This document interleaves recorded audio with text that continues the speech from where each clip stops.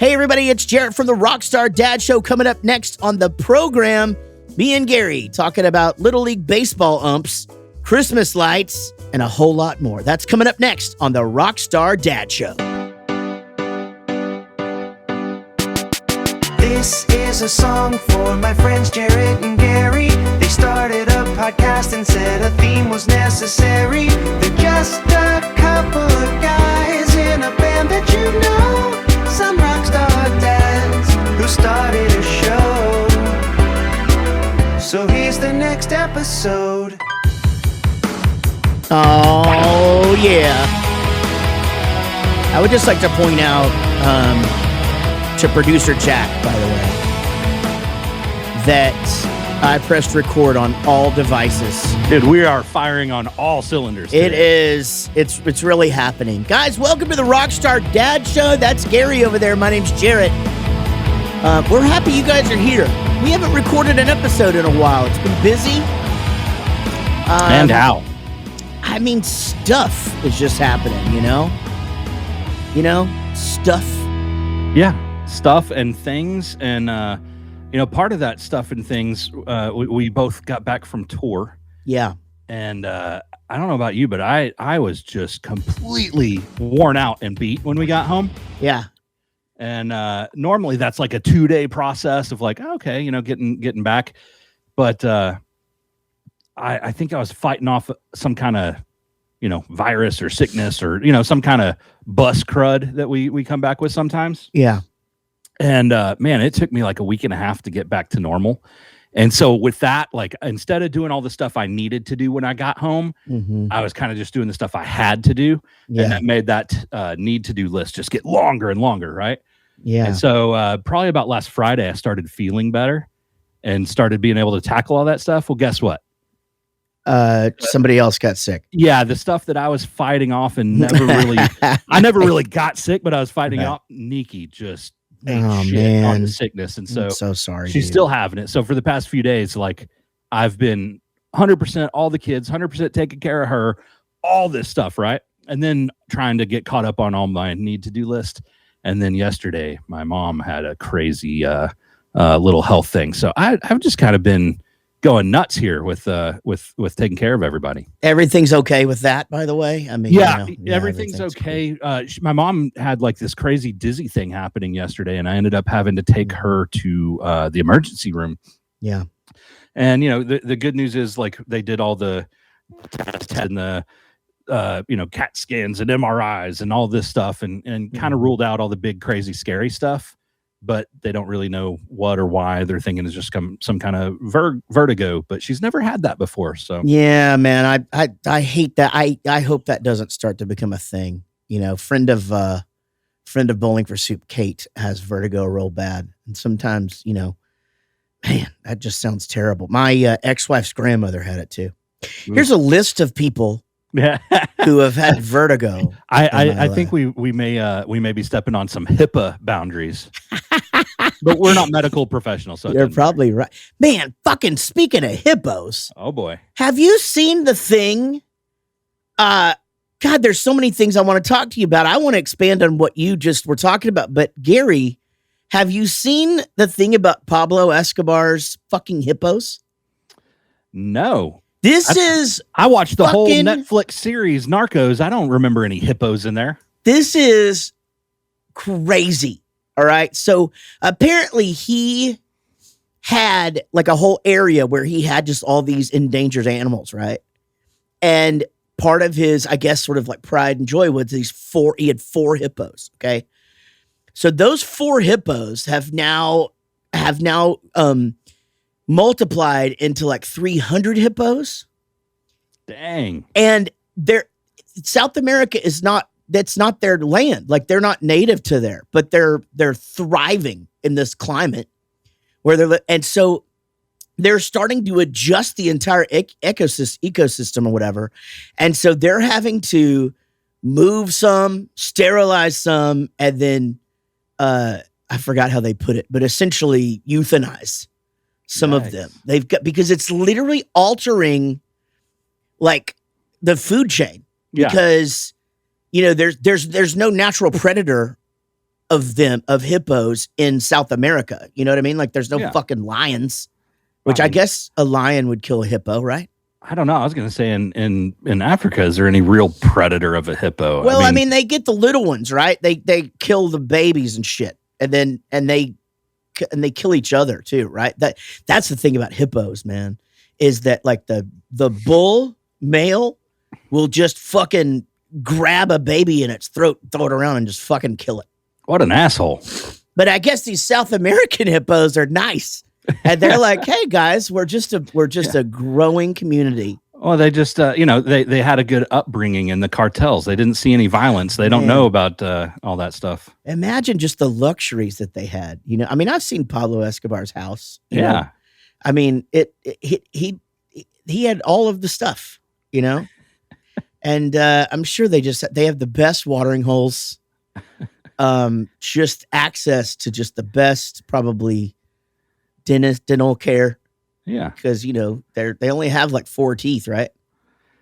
I don't know. I guess I would think they have more, but they got the 2 big ones that they puncture with. We're members at the zoo here in Dallas, and we don't go near enough anymore. You know what? One thing I finally said out loud is I don't really go do anything anymore. Like it's still like the COVID thing. Like I haven't gotten back in the habit of doing anything I used to do. Like we don't go to our neighborhood bar. We don't go to the zoo, you know? You know what's funny about that is recently here in the DFW Metroplex area, shout out to the Texas Rangers. They just won the World Series. Yes, and there's all these stores around town, like there's Rally House and Academy and all these places that are selling like World Series t-shirts and stuff for the Texas Rangers.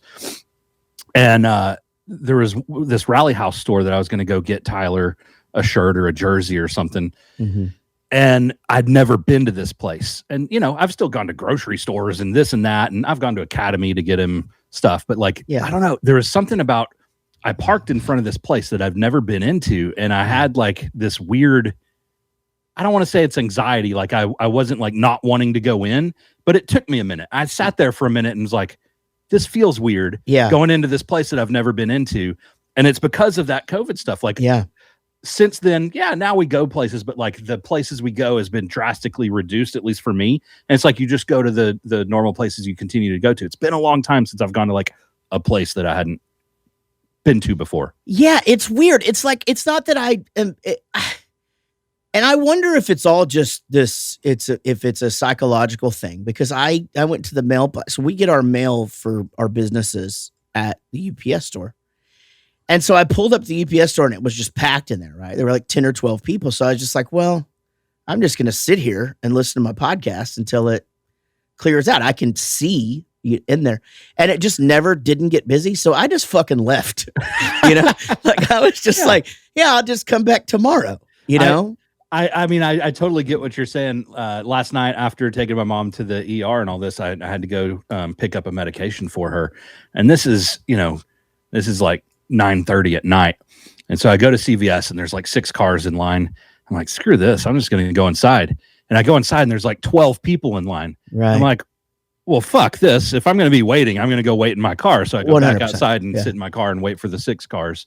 But I get that. Like, I would do the same thing if a place is busy. Like, if I'm going to be waiting, I'd rather wait in my car. I'll wait for it to die down. Which, the thing about, hold on, I'm getting just let me know when. Are you having a stroke? No, our guest is talking to me. Man, the thing about CVS too is the goddamn drive-through takes forever. But I'd rather wait 45 minutes for 4 cars in the CVS drive-through than 15 minutes standing there and listening to people talk and stuff.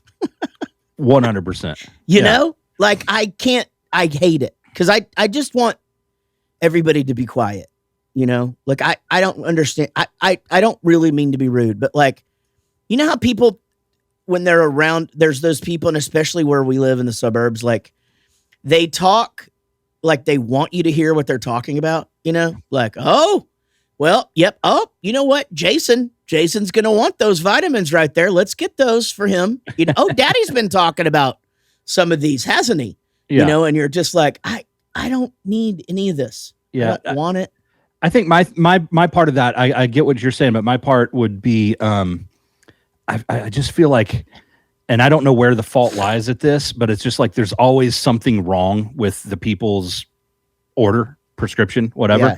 And whether it be that CVS messed it up, or it's like the people are showing up and like, we called it in 5 minutes ago. Is it ready? You know, like, I don't know. Yeah. It's just always more of a transaction than it needs to be. It's always more of a production, I should say.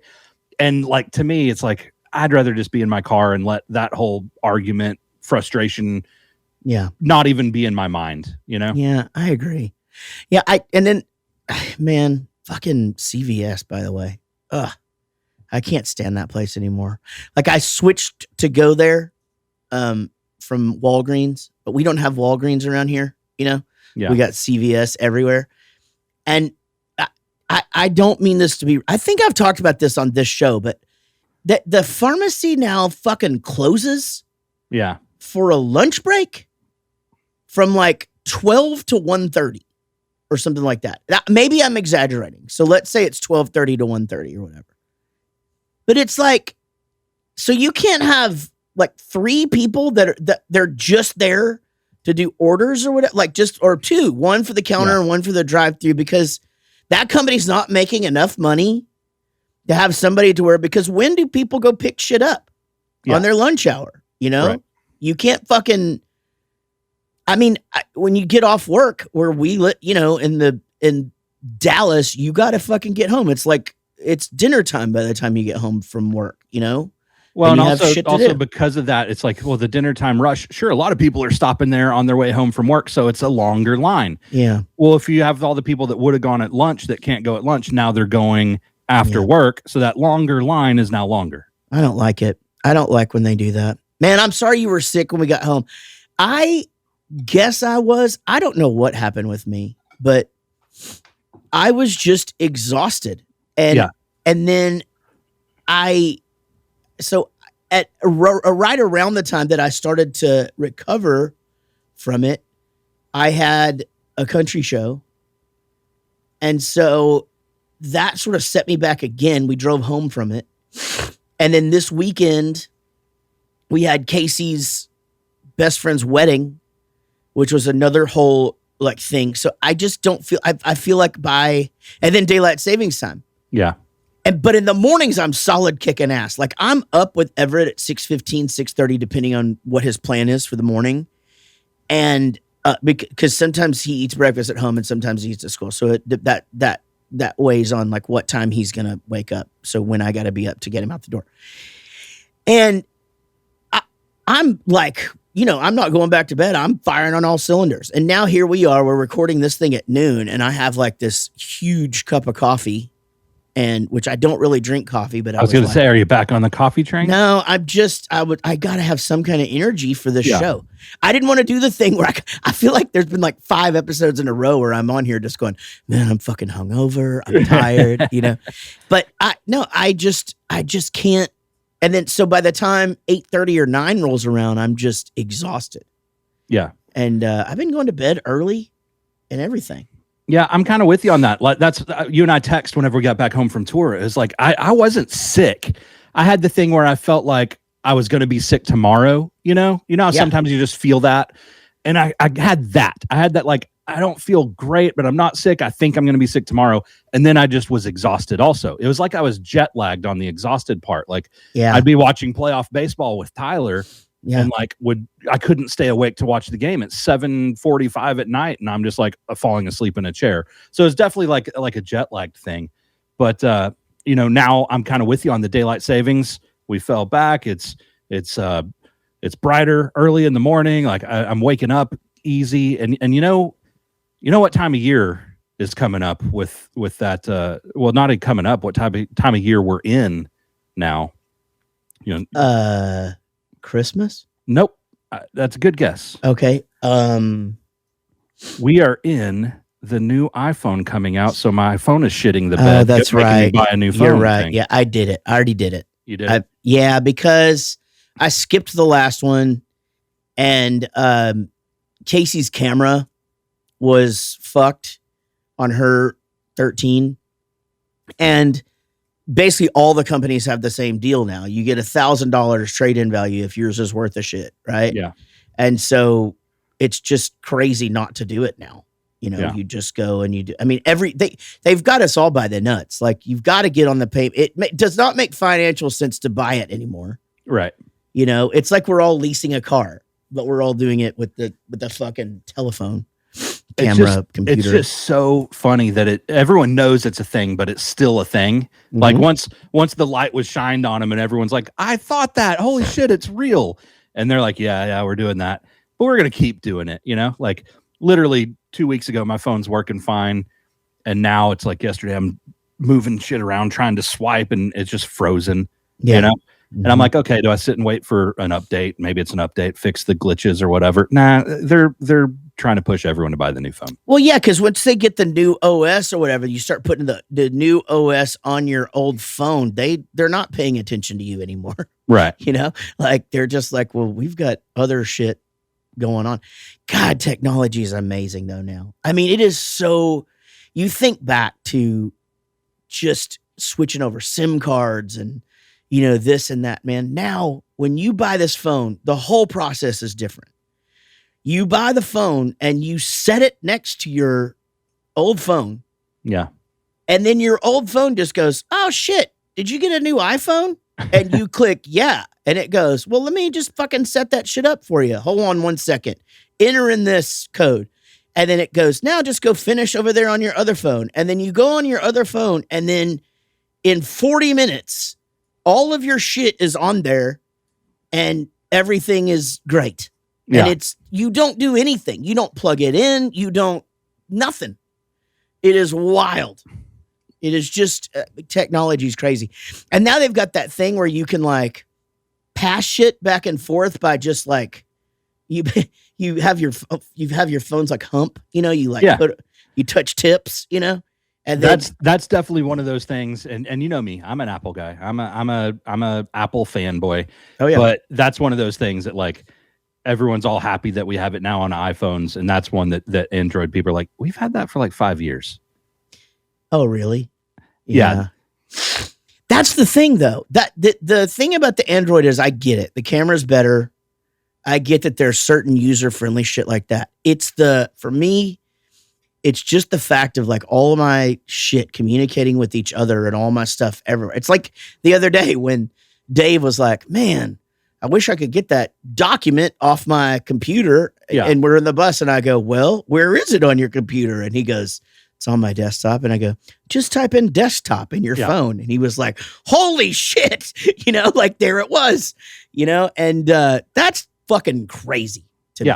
That, and you know, this may be dated. I don't know. I've been on Apple for so long, but you know, it's what won me over is whenever you get a new whatever, a new printer, a new camera, a new anything, a new drive, right? Just anything. Right. And like whenever you plug it in, it just goes, yeah, we'll work with that. Yeah. And like totally. on the PC, it's like, well, you have to download this and you have to figure out that. And it just, everything was way more complicated. I'm sure it's easier now, but still just the maneuvering in between it is a different mechanism. Everything is just getting easier now. It's so weird. We were talking about the technology of our show coming up in February. Which, by the way, let's talk Bowling for Soup for 2 seconds.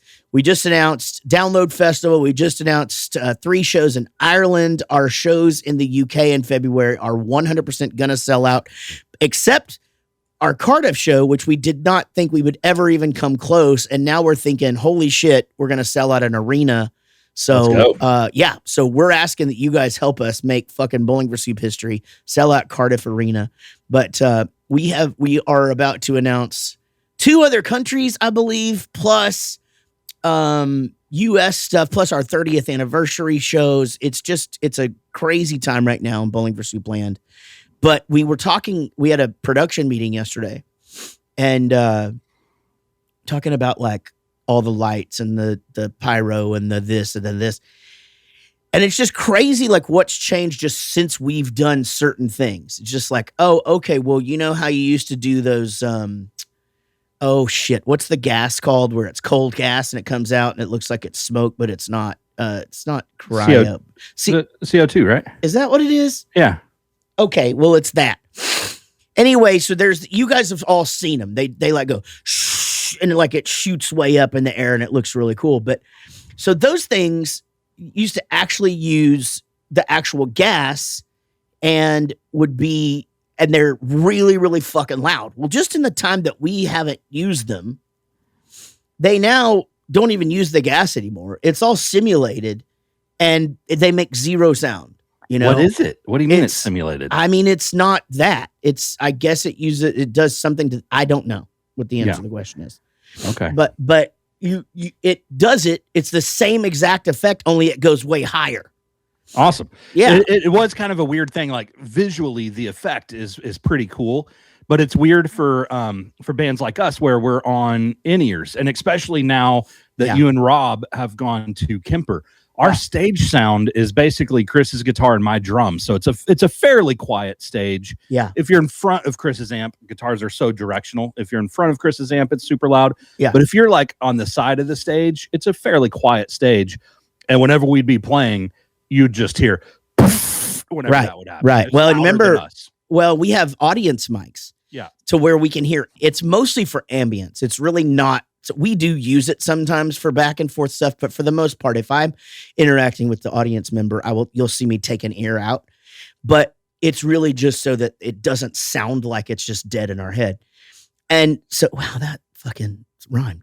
But when we first started getting these things, none of us even thought the first 3 or 4 shows to mute the audience mics. So we actually have to have Riel, our monitor guy, like know when those things are going to happen, and he has to mute those so it doesn't blow our freaking heads off, you know?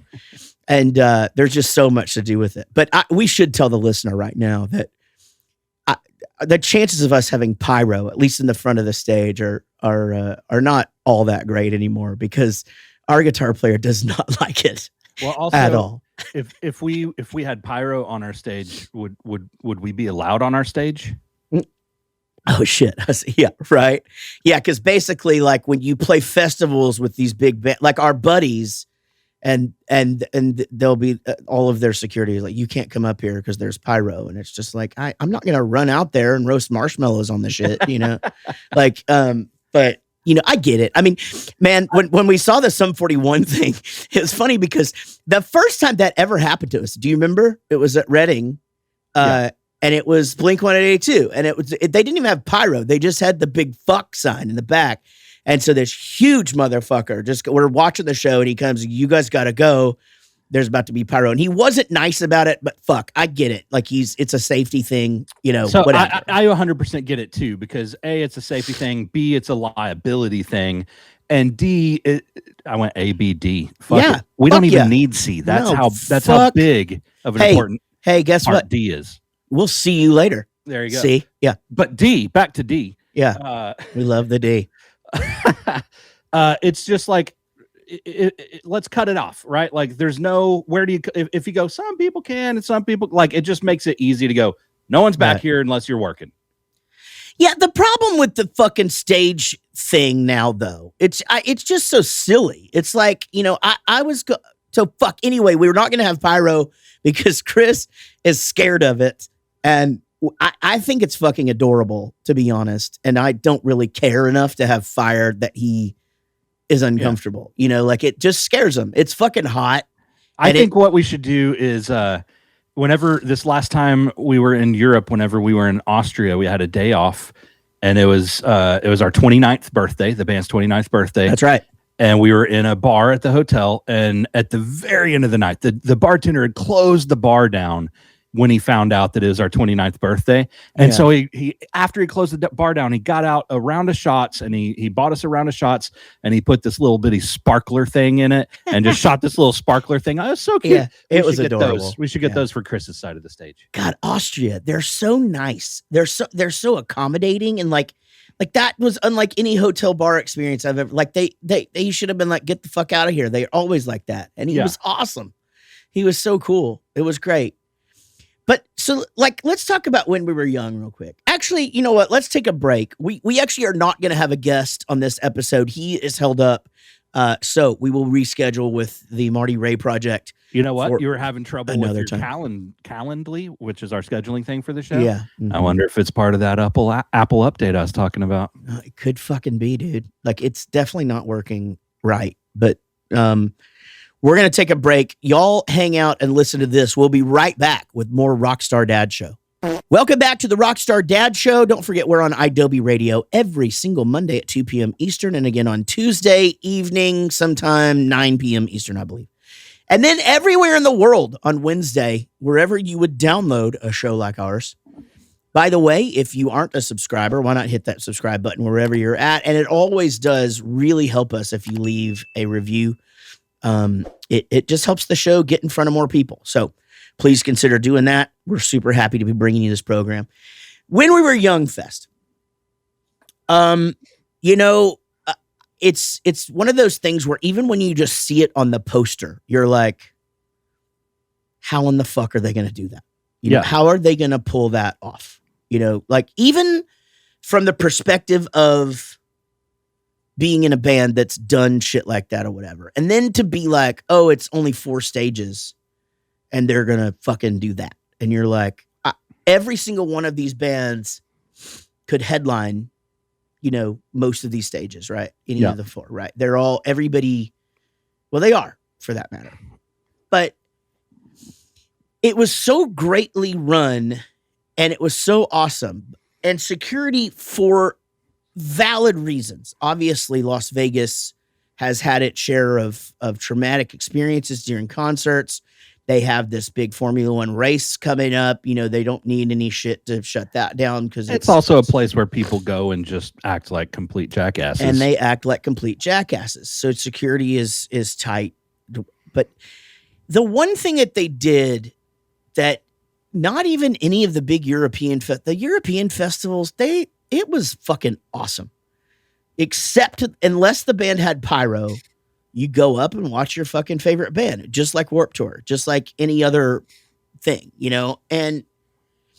But you weren't allowed to go watch your friends if you weren't playing on that stage. So like you could only get on stage for your stage. And then they started doing a thing where you could only get on your stage during your time. And then, you know, so like I ended up with the right bracelets to go and sing with Simple Plan and they still wouldn't let me up. Then once I get up there, there's fucking 48 fucking people up there watching. And I'm like, well, why the fuck are they up here? How the hell did they get up here? They knew a guy. I guess, but like, I mean, you know me, man, I'm fucking famous. And I was like, just sitting there going, okay, like I'm counting, okay, my Carrera, you know, MXPX, big band. I'm fucking Chuck E. Cheese. You know what I mean? Like, I'm like, oh, Tom Higgins from Plain White Tees. Oh yeah. Big band. Sure. Yeah, that's great. We fucking did Phineas and Ferb for Christ's sake. Like, I'm like, why can I not get up here? And I was invited. But anyway, that was the only bummer. You know, when people are like, how was when we were young? It was awesome. Like everything was great. The accommodations were fucking killer. The weather was perfect. You know, I mean, during the day it was a little bit hot, but like getting around, they figured it out. I mean, like we could get from place to place. Really, the only thing that sucked was bands not being able to watch bands. You know? Yeah, I'm 100% with you on that. So like going into it, I'm kind of the mindset like this is going to be great. I'm going to go to this stage, see this. Like I'd mapped out what bands I wanted to see, where and when. You know. And you're right, like the getting from stage to stage or from the artist camp world to like it was awesome. Yeah. Just awesome. Little bit of a letdown of trying to go see who you wanted to go see. Yeah. So that kind of made like for me more of all the hangs with our friends, getting to see our friends was like back over by our little, what do you call it, trailer or whatever. Yeah. Yeah. I mean, and that was a cool area that it was fucking great. Set up for us. Man, it was great. Artist World was fucking great. Like maybe the best one I've ever seen. Agree. I mean, they astroturfed the ground and all of our little we had little trailers, like actor trailers, and they all faced one another. Like, so, there was like rows of them. And then there's tables and chairs out there and you could just hang and like people were walking by and you hug your friends that you hadn't seen in a long time. That part it of was 100% set up for socializing with people. It's the Warped Tour and whenever you go do festivals and stuff, it's kind of like getting to see your friend from summer camp that you hadn't seen for a year. And they definitely accommodated that vibe. Here's my one thing, Gary, and I want to say that, like, I realize you guys all know that there's a bit of joking whenever I talk about how famous I am, but I really do mean what I'm about to say. Like, I just got to say, anytime you're like, I really do mean what I'm going to say, there's just no telling what's about to happen. So true. But so the thing is that they would be like, okay, well, if you want to watch the bands, you can go out there with the crowd. And I'm like, I've tried that before. If you want a fucking security issue, let me fucking go out there where every single person out there knows exactly who I am. Yeah. I mean, it's literally our demographic is the every single person that 90% of those people had our fucking music in their car. And at that point, you're not watching the band, and it's fine. You like talking to fans, sure, that's fine. Sure. But you're not watching the band you want to go watch. And secondly, is the band that you're wanting to watch happy about the conundrum that you're causing out there? I'm just out there taking pictures with people and shit, right? Yeah. But it's like, I mean, we've tried it. Remember, we tried to go watch. So funny. The first Reading and Leeds we ever did, 2000. We went out and we watched Slipknot and we watched Blink-182 from the crowd. Got stopped twice. Fast forward, I think it was like 2004. We did it again, and we tried to go watch Slipknot from a fenced area, and it was a security concern. Yeah. They were like, "You guys can't stand here." I mean, this is fucking crazy what you're creating here. And that's just it, right? It's like I just was, it almost seems like it would be a security concern to send guys out there. For various reasons, not only for the bands, but just for everyone involved, Anyway, what are you going to do? I'm with you on that. Like, I understand what they're trying to do, but it's like when as with anything, like there's no solutions, there's trade-offs, right? So you solve one problem, you create another. Man, I got to, I'm going to shift gears into baseball here. And, there's a video going around. And it is of a kid who he's a catcher, and ball comes in. I guess it's not called a strike.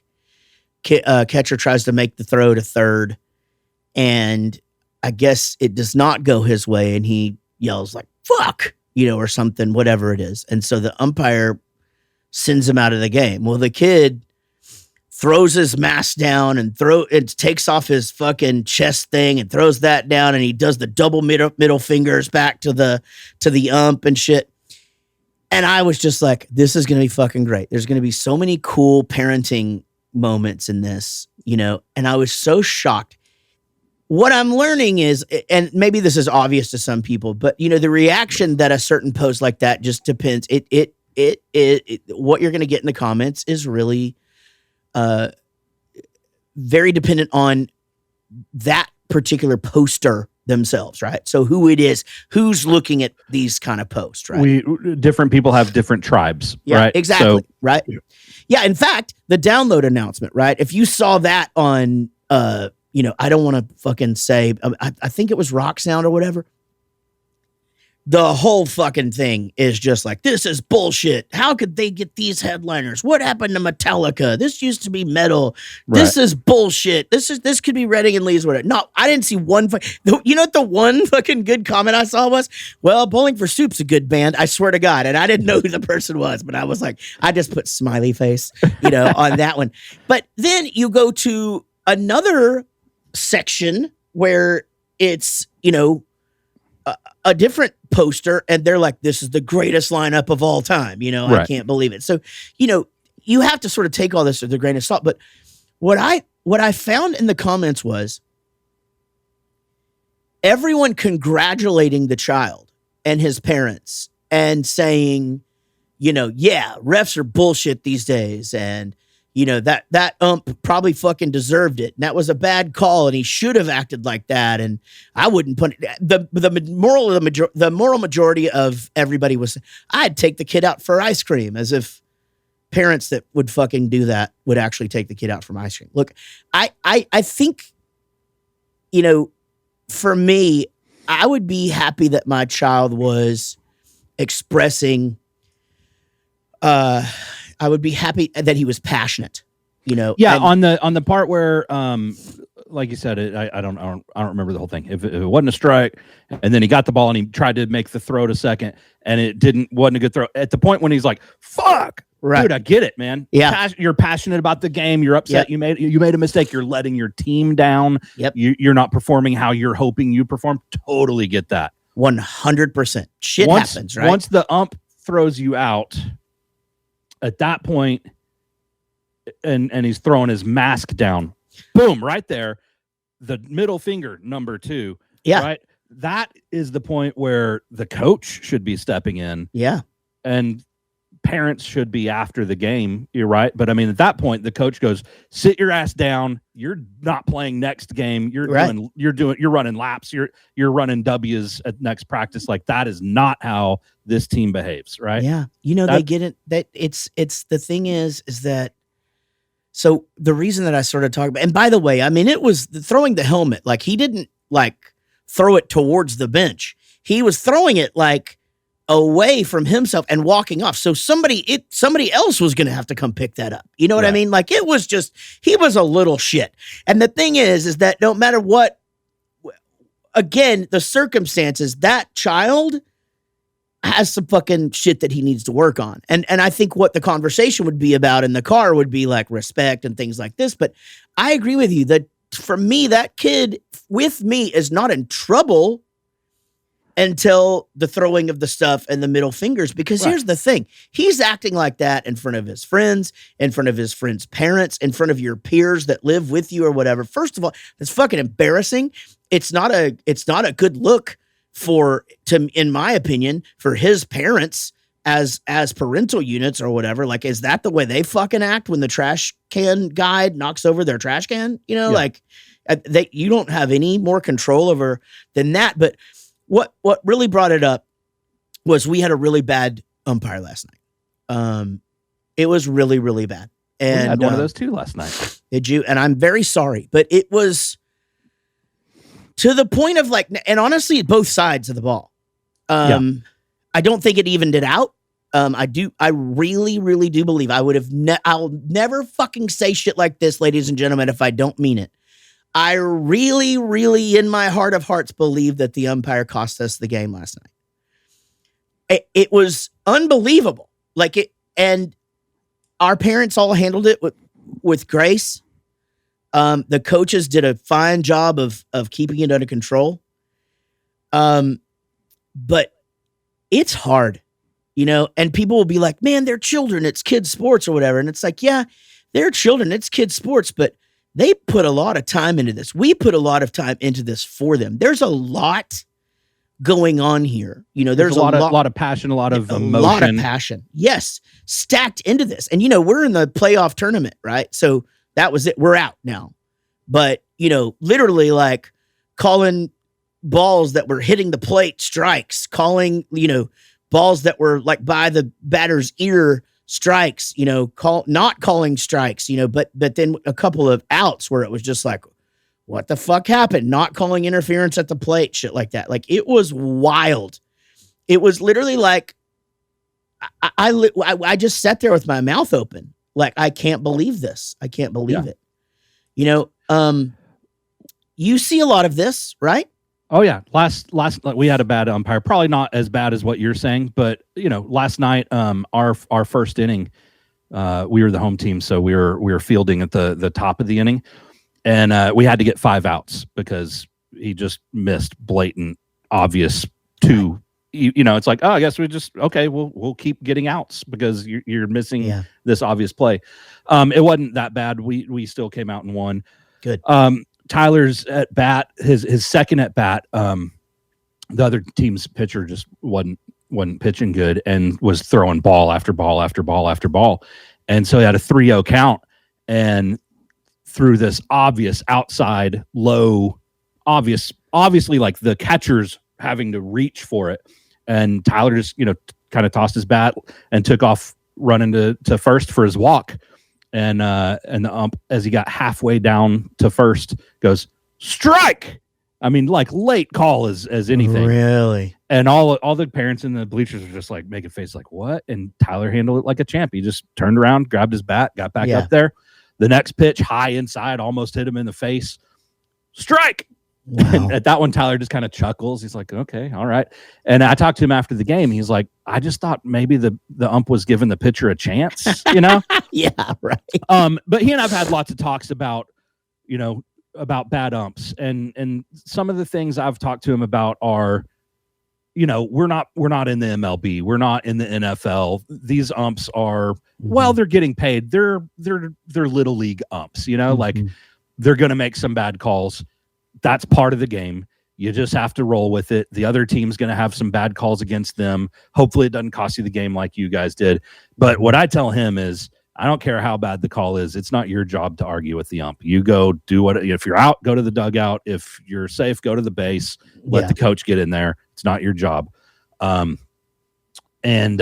Last year on his baseball team, a different baseball team, I'll just tell you a little conversation I had with the coach. Because going back to like kids not behaving right and expectations of parents and coaches. And like you're saying, there's a lot of passion, a lot of emotion.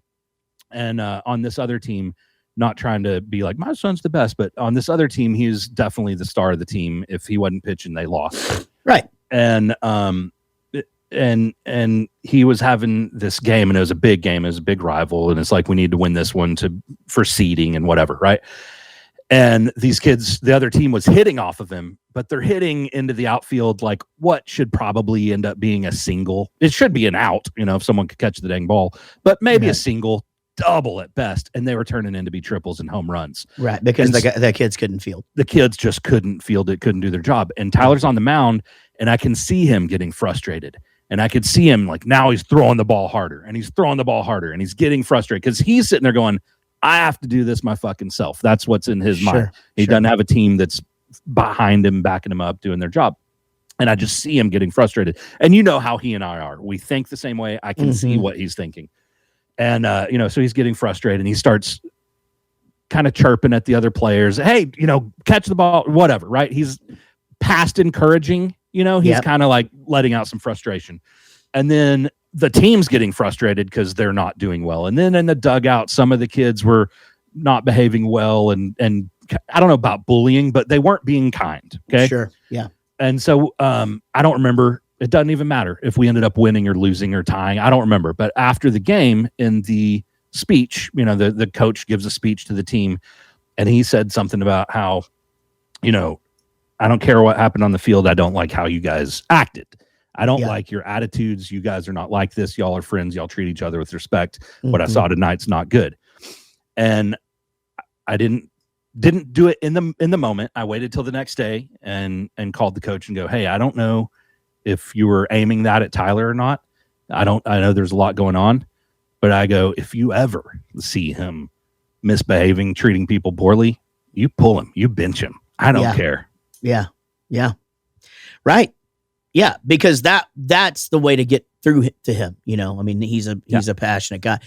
But I mean, I think the thing that the coach probably didn't even think about that, because again, rec teams like that, where those kids are literally just playing for fun. Which again, you should be playing for fun, guys.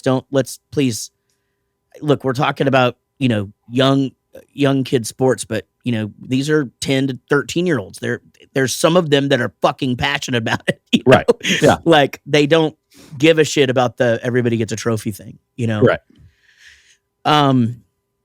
Yeah, I so as we're leaving the this game last night, one of our coaches said, "Good game, Blue."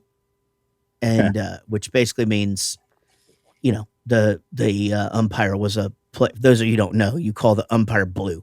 Yeah. And so the kids started in on that. And, of course, moms shut that shit down, right? No, we're not doing that. This is the coach obviously was frustrated, held his frustration. Maybe not the best decision. Yeah. For him to say that, probably not the best example, but I understand. Sure. It was hard for me. I told Everett, Everett had some tears in his eyes, and because he had a bad call against him. He hit pretty well, but it was frustrating. And I just said, I think there's a lot to learn from tonight. And, but Daddy, I sat there and I didn't say anything because that's the right thing to do. You guys are out there, you're children, you're playing sports.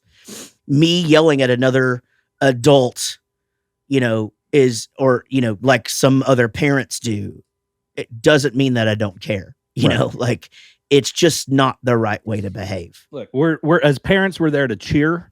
Mm-hmm. We're there to encourage. If there's a bad play, you can be like, oh, you can, but you're not there to, it's not your job. It's the coach's job to go, not even challenge, because that's not really a thing, but it's the coach's job to go chirp at the ump, to argue, to do whatever. The parents are there to, support the kids and be there. I mean, sure, we can be passive aggressive, right? Sure. We can say, that's a great pitch, when it should have been a strike and it's a ball. That obvious. They hear that shit. They hear us, we can do that kind of shit. Yeah. But I'm not saying, I mean, I'll do that. I'm not saying this at the ump, but I'll say it probably loud enough where they may hear me. I'm not talking at them, but I'll be like, that looked like a strike to me, Yeah. You do it like under the breath like that. Yeah. But I mean, that's not like, you suck. Yeah, totally. Yeah, it's like that's the area there's people up there, give me a fucking break, Blue. Like, come on, that's not what we're doing here. Right. It that looks like the right area in which to throw the ball to me. Yeah. Grayson. That was a strike a minute ago, Yeah, right. Yeah, man. Well, again, it's one of those things where that's when I know I'm spending too much time on social media, is when I see something like that video, and I want to just, because there are a few parents in there that are like, I'd have fucking told the coach to bench him the next game, and he'd have to sit there and watch, and this and that, and people are calling them, out like, oh, you're raising a pussy and blah blah blah, no, and it's like, no, they're raising a respectful child. Part of youth sports is learning. It's puppy school, right? It's learning how to play with others. It's learning how to get along with different personalities. It's learning how to lose. It's learning how to have struggles. It's not just go out there and win and be great and everything's awesome. No, because not everybody can fucking win all the time. I will say this though. I saw a good friend of ours who is very into sports. He's from a sports family. Let me just say that. And he's somebody we're close with. Okay. And he posted the other day that his son was trying sports for the first time and they weren't keeping score. Now his son is 5. Okay. And he was just like, I already hate this. It's such bullshit. There's no competitive. How are these kids supposed to be passionate? Blah, blah, blah. Every kid, is this the start of every kid getting a trophy? And all of the comments were just like, yeah. It's a witch hunt. And I just said, hey, they start keeping score about 8, depending on the sport. There is passion involved in it. Not in every league does everybody get a trophy, but right now, who gives a shit what the score? Those kids certainly don't. If they're keeping score, it's like when I used to coach 6-7-year-old soccer players, and me and my other coach, we kept score. Right. So we would tell the parents what the score of the game was. The fucking kids didn't care. Yeah. I'm with you. Like at 5, it doesn't matter. They're trying to learn to run up and down the field and not go to the wrong place, right? Right. They're learning what the crap they're supposed to be doing. Sure. And having fun with their friends is really what they're doing. but they're learning how to work with the coach and play with other kids and learn how you sit on the bench when it's not your turn to play. Yep. Like that's what's going on when they're 5. I'm with you on the keeping store. It kicks in around 8. The kids start knowing what's going on around 6 or 7. I remember when Tyler's playing soccer, he was no good at soccer as a kid. Like that just wasn't his sport. He had fun, but they weren't keeping the score at that age. But all the kids on the team knew, oh yeah, we just won 3-1. Like they knew what the score was. Yeah. Yeah, totally. But they don't walk off caring. You know, like it's not like no. At that age, they're like, "Are we getting apple juice or are we getting high C?" It just felt like an overreaction to me. It felt like just wanting to complain about something. And again, I love this person very, very much, but I just feel like, man, that's just a lot of negativity to put out there to feed upon. But also, it's like, who gives a shit? You know, like, are you there? Like, you're there to watch your child have fun, and I don't even know what the sport was. It doesn't matter. You know, I got a few ideas here you're talking about. I don't know 100%. I'm not trying to harp on anybody. I think you're right. I think, in my opinion, maybe he's frustrated with the idea of the everyone gets a trophy, which I understand. Yeah. But I think there's 2 ways to go about it. Is at that age, they're really there just to have fun. Like that's what we need to focus on. Or if you're really worried about that, I'm sure there's a select league even at age 5. 100%. Yeah, that's a great point. You know, yeah, if you want it to be, you want to put the time in, right, and the money in, yeah, I agree with you. But I remember when Jack did basketball for the first time, there was this, they didn't even fucking make him dribble. They could just take the ball and just take off running. Yeah, and I hated it. That's like one of the things that just really.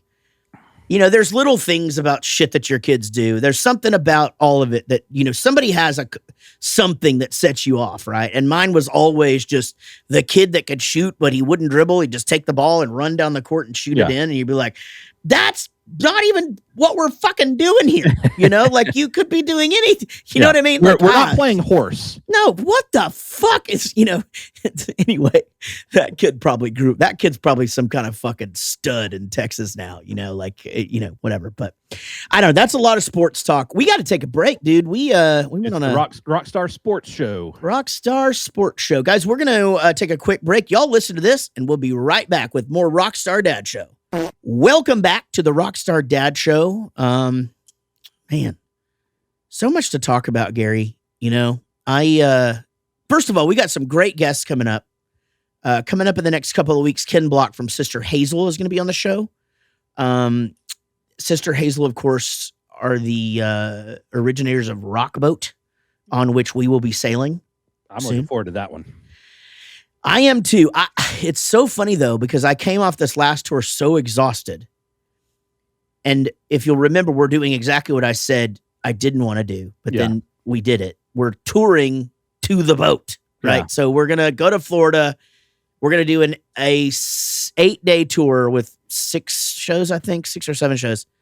And then we're going to get on this fucking cruise where we're going to play 3 times, and which is unlimited alcohol. And, the one thing, we don't have to drive. But I mean, we got to navigate stairs. That's yeah, there's stairs and that kind of thing. But I'll tell you, I'm gonna just do my best, and that's all I can do. Like if I'm fucking tired, then I'll stay in my room and sleep. Yeah. I mean, what are you gonna do? I'm excited. I'm excited for you. You get to bring the wife this time. Oh yeah. Oh yeah. Okay. Yeah. I was going to say, is Casey not coming? You're saying I get to bring her this time because last time we did the rock boat. Yeah. Mia was 2, I think. And one, I don't know. Anika was still breastfeeding. So I don't think Casey's going to come. No, she's not. No, I think she's bailing because she's coming to the UK. And that's like a lot of time to be gone, I got that. And I totally get it. So, but I'm still excited about it nonetheless. I'm excited to have him on the show. Marty Ray Project is going to be on the show. That's who I was texting with just a moment ago. So lots of good guests coming up. So y'all make sure that you're all subscribed. It's the first year I've noticed. And again, we live in the suburbs, guys. So like I live like literally like at the exactly north of Dallas between Denton and McKinney. And then Gary lives sort of like between Denton and Dallas. So like it's a triangle thing. And you know what I've never noticed is that like, and are the Christmas lights going up earlier now than they used to? 100%. Yeah. Our Christmas lights actually went up before Halloween. And it's not because I put them up. It's because the company that I have used year after year after year, I think they're just growing and doing so much more business that they're trying to squeeze everybody in. Yeah. And they're like, hey, can we come put it up October 5th or something like that? Yeah. You already got them on? We got them on. We're not running them every night. You know, we're waiting until after our whole Thanksgiving. fucking neighborhood, dude. Like the whole neighborhood, it's already all lit up. And ours don't come in until, you know, right before Thanksgiving, I don't think, you know, and ours is the same thing. You just take the date, you know, it's like the soup guy, you know, like, yes. Okay. That date is great. Please, right. We do not want to miss that date. 100%. So, you know, I don't even know how many, there's probably 100 different companies of people that do this, probably more than that in the Metroplex, but the guy that does ours, and he's been doing ours for, I don't know, 6 years, maybe longer. But that first year he did it, he was actually doing it. Now he has so many houses, he's got teams of people out there doing it.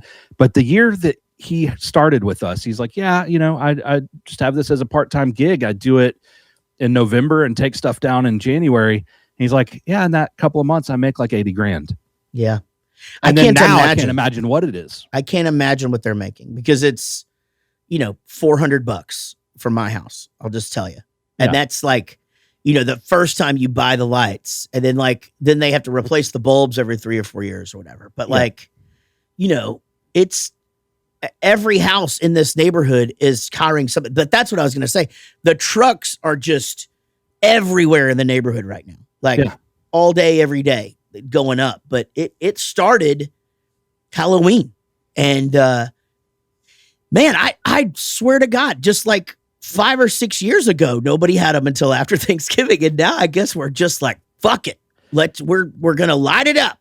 Yeah. The funny thing is like, I joked about that. I think I noticed ours last year being a little bit earlier, not our house specific. I'm saying our neighborhood started being earlier last year, maybe the year before, but it's just been creeping earlier and earlier. And, you know, I don't care. I'm not all bah humbug about it, but I was joking. I was like, you know, we're going to creep earlier and earlier. It's going to just get to the point where let's just fucking leave them up. Yeah. And now there's like these LED companies that are like, we'll put these LED lights on your house and they're not Christmas lights. They're just decorative lights. And you can have red, white, and blue for the 4th of July. You can have green for St. Patrick's Day. Like, you know, and the rest of the year you can just have light. You know, I tried to sell the wife on this. She doesn't like them. No, she wants traditional Christmas lights. But I was like, look how rad that is. Like you could just have it like Halloween or whatever. You know, if fuck. You know, I'm gonna go back to like what I think I said it earlier. There's no solutions. There's trade-offs, right? And I'm with you. Like I think Christmas lights look nicer for Christmas lights than those LED lights. But the trade-off is, you can have lights for fucking anything you want. Anything like sports things or, you know, whatever. It's Mia's birthday. We're going to do pink. Yeah. Right. I agree, man. You know, like I can't talk her into it though. She doesn't like it. She wants traditional ass shit. Cause you know, you could do both sides of the house with those things, you know? That's true. Like if you're a house divided and one, if your wife was OU and your husband is Texas, you could do like maroon on one half and orange on the other for OU Texas. Like, now you're thinking black on one side and blue on the other side when the Cowboys play. Yeah. The Steelers. Okay. I was going to say, did that hurt you to go for the Cowboys? But you're saying black for Steelers and blue for Cowboys. Gotcha. Yeah, but I'm a Cowboys sympathizer. I like to root for them. I always have. I thought you were going to go black on one side and yellow on the other for Steelers. When the Steelers play. Right. Yeah. No, I was saying the house divided thing. Yeah. But, I think that's next year. Actually, it's got to be getting close. Man, I think I've talked myself into these lights. Yeah, you're gonna fucking do it? No, I've thought about it. There's a couple of houses in our neighborhood that have them, and I'm like, those look pretty cool. Do they look cool? Like, I worry though that like, I hope they're not just like the cheapy, like they just glue them up there. You know, like I don't know what they're made out of. Yeah, I mean, as with anything, there's going to be different companies, and I'm sure there's Yeah. different ones that have different stuff. Like I've seen a few different houses, and some it's like it's kind of just, well, maybe that's the setting they have it on, but I've seen some houses where it's like just kind of a huey kind of glow, Mhm. you know, and then there's other, it's like, oh, that's bright as shit. It Yeah. looks nice, you know? Right. Yeah, but you're right though. Maybe they're going for that more just like toned down. Right. Because that's the other thing is Casey doesn't like the LED lights. Like, you know how they look different? Yeah. You know, they're brighter. She likes, again, it's just traditional, like whatever can use the most electricity. That is what my wife is going to like. The difference of these things is like, you know, Christmas lights are on the top edge of your house. So Yeah. they're showing outward and they're the Mhm. toppest thing of the edge. Toppest, correct. Yeah. But these things go like under the ledge The awning thing. Yeah. So, I Yeah. mean, it's not, it's more of like your house kind of glows Yeah. than it is Right. like lights. Yeah. They go under the soffit. There you go. Soffit. That's what I was looking for. Yeah. Yeah. I guess I'm not getting those. I don't know. That's one of those things where I You- don't You just don't know how it's going to play out though. Cause I remember the first time we saw people text messaging, I was like, that's a bunch of bullshit. That's not going to catch on. Yeah, that's true. Well, because when texting was the worst. Like we were so American about it.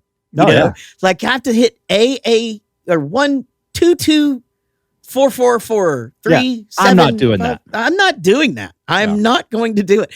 And I remember this because when we had the block phones, the fucking Nokias, you could do that. But Sean, our tour manager, was the only one that would do it. Like he would, it would go, you'd get Dude, something. We were old men before like it was an old men thing. So like Sean would text, hey, meet and greet at this time. And Yeah. we're calling him back. Yeah.